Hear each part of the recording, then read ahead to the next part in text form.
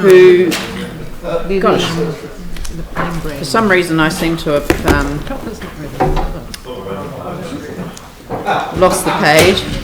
Here we are. So it's page 1069 on behalf of Styx Living Laboratory Trust. Welcome. We on? Green, please. Thank you. Good afternoon, councillors, and thank you for the opportunity to make a submission.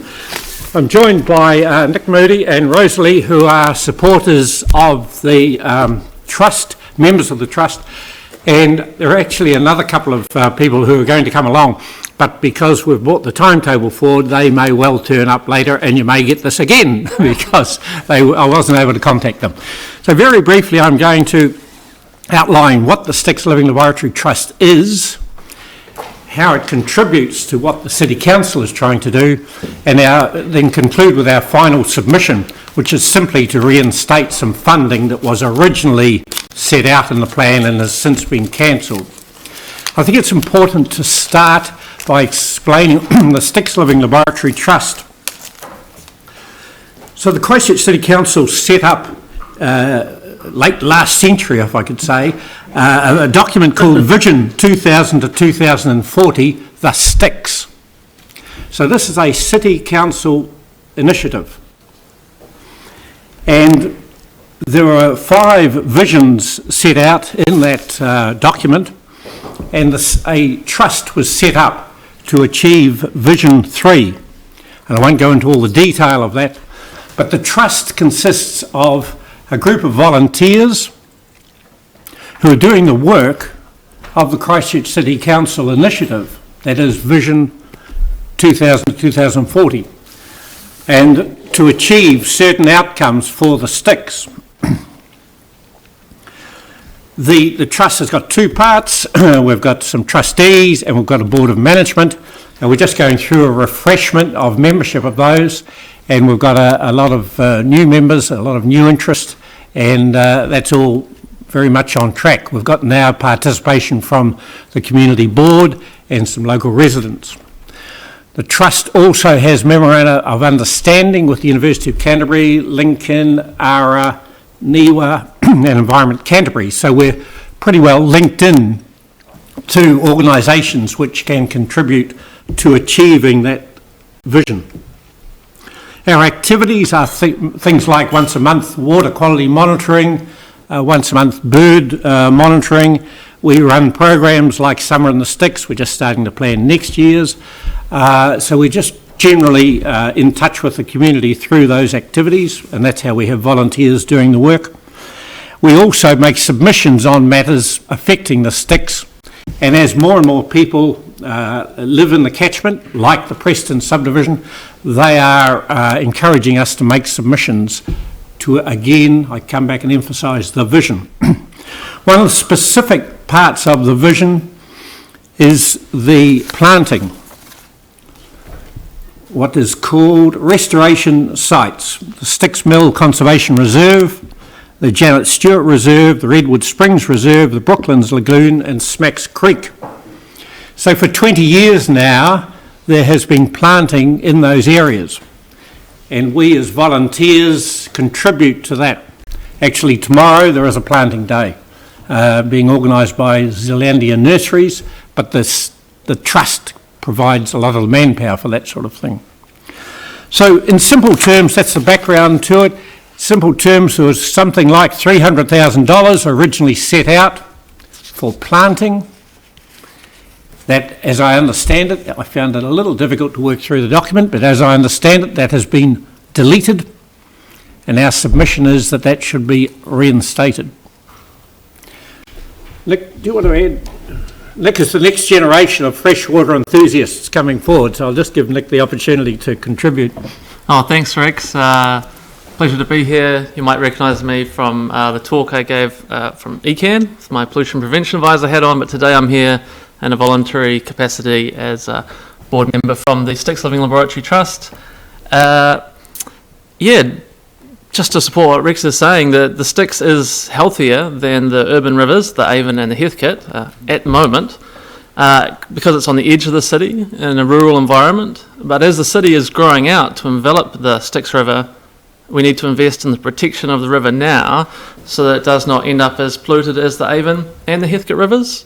So money spent now to protect it will minimise restoration spending required in the future to clean it up like we're experiencing on the urban rivers. So it's spending a small amount of money now to save spending a lot of money later. So if you reinstate in all or in part the capital funding required to achieve that Styx vision, then for example the children growing up in those subdivisions out around the river that are going in, they'll have a clean, healthy river. They can go fishing, paddling and perhaps swimming at times, which is not something that they can enjoy on the city rivers. But if we do what we've always done, we'll get what we've always gotten. So my submission is that there's a proposed $324,000 cut to the funding for existing regular planned river restoration works for those projects which are in the middle of their execution, and we submit that this money should not be cut. Thank you. Thank you. Pauline, did you? I was interested in the comments that, because I think that maybe you can just enlarge on it a bit, that it's probably easy tendency to think, well, look, that money should be prioritised to Heathcote and the Avon, which are in such bad condition, and why should it actually go to the Styx? So would you perceive perhaps a smaller amount to the Styx and most of it over there, or do you have any idea of how it would be apportioned? I think it's not all currently allocated to the Styx, that money. That's spread across the different city rivers at present, and so the Styx is just part of that. So I guess I'm putting in a vote for the other rivers as well when I say keep up your citywide river restoration budget works. And so where does the Living Laboratory get the rest of the money from? I know the I was going to say Innis Papanui Community Board, but it's the Papanui Innis Community Board. I think about $8,000 a year now. Yep. Any other sources? So there are two separate things. One is the running costs of the trust itself. So our costs are minimal. We have a secretary who gets a small honorarium. We run a student program, and there are various costs. So the total cost of running the trust are of the order of $15,000 to $20,000 a year, and we get funding from the community board and from Environment Canterbury, and one or two other sources for that. All the other, what I think of as capital works, we're just supplying labour. So other people provide, in most cases, it's something to plant. Or if we're running our Summer in the City program, I'm not sure who supplied the sausage sizzle, but somehow we're able to access sausages and that sort of thing. Yeah. It's a pretty skinny organisation, but the capital expenditure funding is what comes from the city. Yeah. Aaron and then Sarah.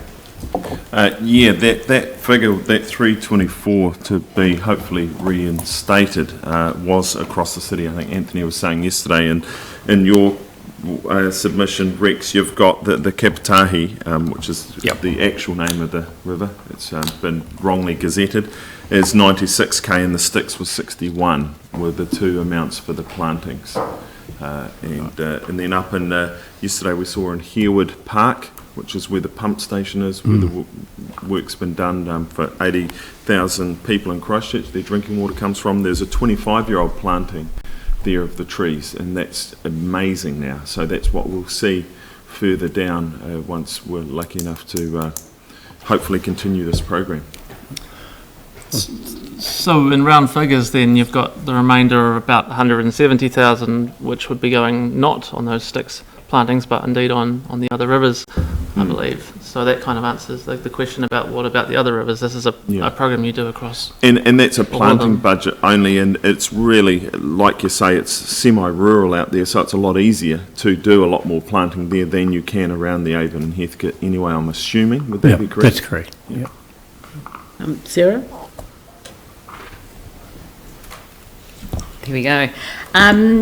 It might just pay for us to get some further information on this one, because the advice from staff that we've got in our spreadsheets here is that the 96 and the 61 actually have been allocated to specific delivery projects.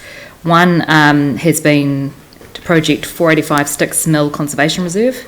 And the other one has been allocated to a number of projects, including Mundy's Drain and Roads Drain. Are they ones that are with the Styx? Mondays certainly is. Yeah. I'm not So sure. it looks like here there's actually the 96 and 61 has been allocated to Styx. So maybe get some clarity on that information for the group. But that's on our spreadsheets. Yep. Aaron? From what Anthony said yesterday, so those budgets were there and they've been taken off this year. Is that what your spreadsheet's kind of saying? No, it says funding from these two programs has been allocated to specific delivery projects already. Okay, so it's So clarification. the funding from 37853 has been allocated to project 485.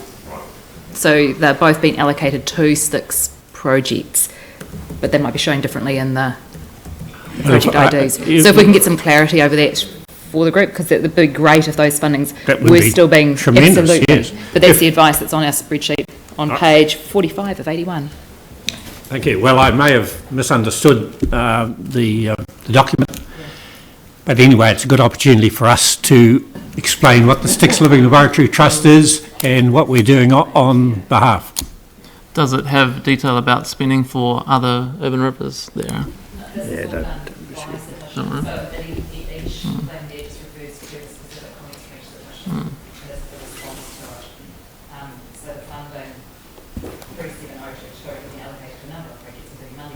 Drain. From financial year 19 onwards, funding has been included in the draft LTP for planting and development of the reserve areas adjacent to these waterways.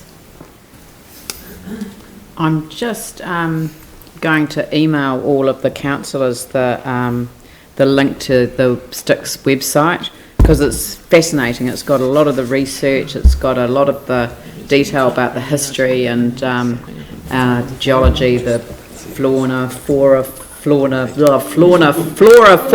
I can't do it anymore. You can see that I'm just getting tired on a Saturday afternoon. But anyway, the thing is that I've just sent it to you. It's a really great website. It just has so much information. It's very rich.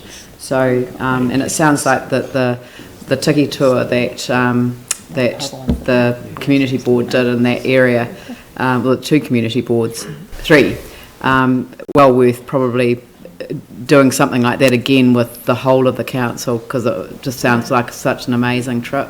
And the morning tea was excellent. Excellent. Did you have sausages though? Anyway, look, thank you very much. It's extremely worthwhile to have such an important presentation, and I hope that we can have it resolved and have our awareness raised at the same time. Good. Thank you. Thank you very much.